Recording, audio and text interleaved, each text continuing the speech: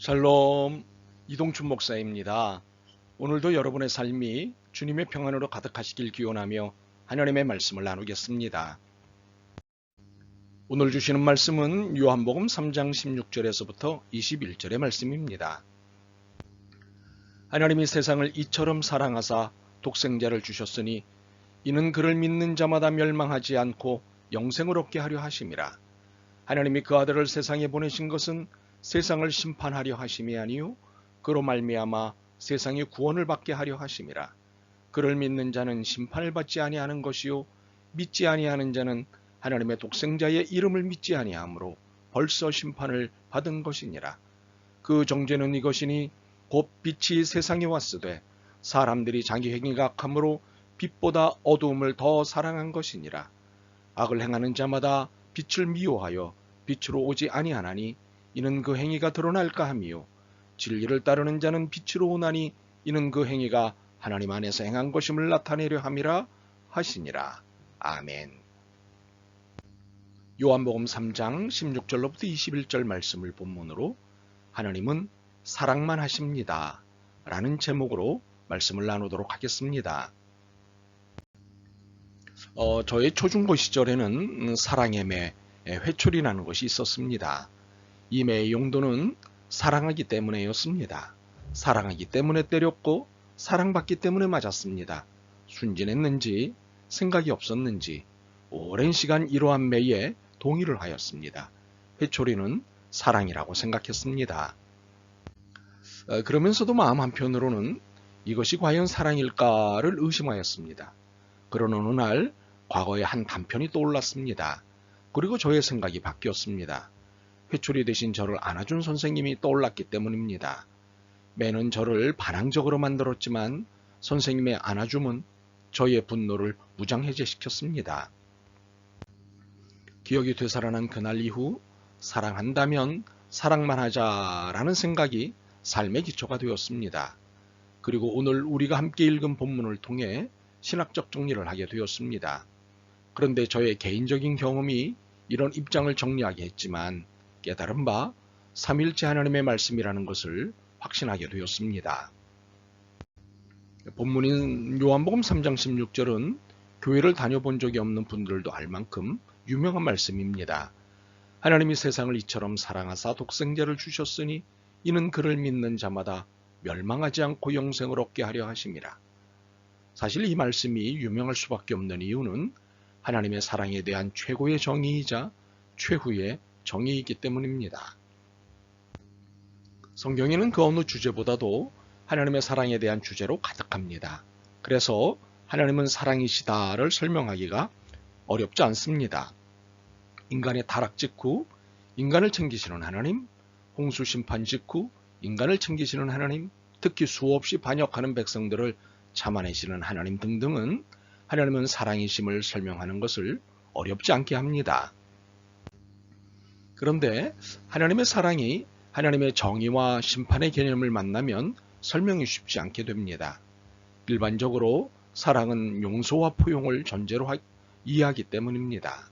사랑과 정의, 사랑과 심판은 상대 개념이 됩니다. 그래서 상대 개념을 반대 개념으로 이해하는 한 설명이 쉽지 않습니다. 우리의 이해 안에서 반대 개념은 대개 적대적이고 전투적인 의미를 담고 있습니다. 아마 분단이라는 상황이 만들어낸 우리의 슬픈 이해력입니다. 그러나 상대 개념은 반대가 아닌 연결로서의 보완 개념입니다. 하늘과 땅이 만나 지구, 우주가 되고 물과 불이 만나 자연이 되고 초원과 나중이 만나 완성이 되는 그런 의미입니다. 그러므로 사랑과 정의, 사랑과 심판은 별개의 개념이거나 적대적 개념이 아니라 상호 보완의 개념입니다. 그렇기에 정의와 심판은 사랑에 속한 개념입니다. 사랑이라는 큰 통 안에서 사랑과 정의, 사랑과 심판이 이야기되는 것입니다. 17절과 18절은 이것을 이해하게 만드는 설명입니다. 하나님이 그 아들을 세상에 보내신 것은 세상을 심판하려 하심이 아니요 그로 말미암아 세상이 구원을 받게 하려 하심이라. 그를 믿는 자는 심판을 받지 아니하는 것이요 믿지 아니하는 자는 하나님의 독생자의 이름을 믿지 아니하므로 벌써 심판을 받은 것이니라. 이 설명은 심판이 없다는 것이 아닙니다. 심판을 제거하자는 것도 아닙니다. 심판은 있다는 것입니다. 단, 사랑을 선택하지 않거나 거절한 사람이 스스로 얻게 되는 최후로서 심판이라는 것입니다. 자업자득이라는 것입니다. 그러므로 심판은 사랑 안에서 설명되는 것입니다. 하나님은 사랑만 하시기에 심판은 자업자득입니다. 이것은 19절과 20절로 이해가 더 명확해집니다. 그 정죄는 이것이니 곧 빛이 세상에 왔으되 사람들이 자기 행위가 악함으로 빛보다 어둠을 더 사랑한 것이니라. 악을 행하는 자마다 빛을 미워하여 빛으로 오지 아니하나니 이는 그 행위가 드러날까 함이요. 그러므로 문제는 거절한 쪽입니다. 구원의 빛을 거절한 쪽의 문제입니다. 구원의 빛은 사랑입니다. 그러므로 하나님은 사랑만 하십니다. 하나님은 사랑이시기 때문입니다. 우리는 지금까지의 본문 탐구를 통해 하나님은 사랑만 하신다는 사실을 알게 되었습니다. 물론 하나님은 정의를 실현하시고 정의의 주요 방법으로 심판을 행사하십니다. 그러나 이 모든 것은 사랑 안에서 행사될 뿐입니다. 더욱 이 사랑의 행사는 모두에게 열려 있습니다. 16절입니다. 하나님이 세상을 이처럼 사랑하사 독생자를 주셨으니 이는 그를 믿는 자마다 멸망하지 않고 영생을 얻게 하려 하심이라. 이렇게 모든 사람이 다 하나님의 사랑의 대상입니다. 그럼에도 열린 이 구원의 문으로 돌아오지 않는 사람들이 있습니다. 이유가 무엇인가요? 20절과 21절입니다. 악을 행하는 자마다 빛을 미워하여 빛으로 오지 아니하나니 이는 그 행위가 드러날까 하미요. 진리를 따르는 자는 빛으로 오나니 이는 그 행위가 하나님 안에서 행한 것임을 나타내려 함이라 하시니라. 자신의 악한 행위가 드러나는 것이 두렵기 때문입니다. 이 행위가 영원히 숨겨지고 변명이 가능하다고 생각하는 것입니다. 곧 하나님의 정의 앞에 악이 드러나고 이 악이 심판을 받게 된다는 사실을 모르는 것입니다. 참으로 이것은 그들 스스로 선택한 일입니다. 하나님은 우리의 악과 악행을 알고도 용서하시는 정의로서의 사랑을 베풀려고 하시지만 심판을 자초하는 것은 하나님의 사랑을 거절하는 사람입니다. 그러므로 분명한 것은 하나님은 사랑이십니다. 하나님은 사랑만 하십니다.